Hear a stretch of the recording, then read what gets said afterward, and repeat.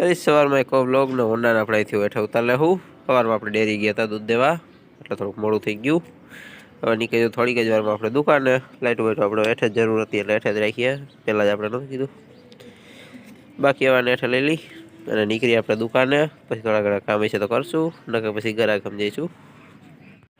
સવારમાં દુકાને આવ્યા ભેગા જ આપણને મળી ગયું છે એક પાર્સલ જેમાં આપણને માલ મળી ગયો છે. આની અંદર આપણે પ્લાસ્ટિક બૂટ ને એવું બધું છે મોટી ઉંમરના માટે.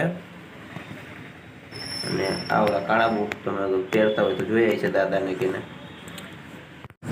આજે આપણે રવિવાર છે તો પેલા દુકાન બંધ કરી દીધી જાય ગઈ આપણે ઘરે. રાજુભાઈ જોકી બાજુમાં મોબાઈલમાં છે તમતાના દિયા થાય છે અત્યાર ડાયરેક્ટ ડબલ આરવી તૈયાર થઈ ગઈ છે અને હવે આપણે જાય છીએ મંદિરે. સામે જ આપણે આવી ગયું છે મંદિર દેખાતું છે તમને.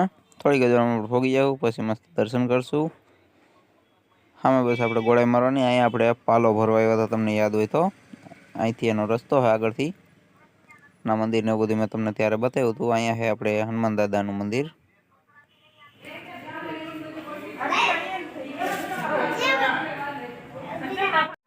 આ બધું આપણે બગીચાવાળો ભાગ છે અને કે હિંચકા લપસ્યા ને એવું બધું હતું.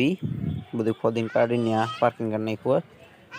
બાકી અહીંયાથી યાર અમે આપણે અંદર આવેલા જઈ અને દર્શન કરી મહાદેવના. આપણે અહીંથી નીકળી ગયા છીએ અને થોડીક જ વારમાં આપણે પાછા ઘરે પહોંચી જાઉં. અને એ રસ્તો થોડો એટલામાં ખરાબ છે.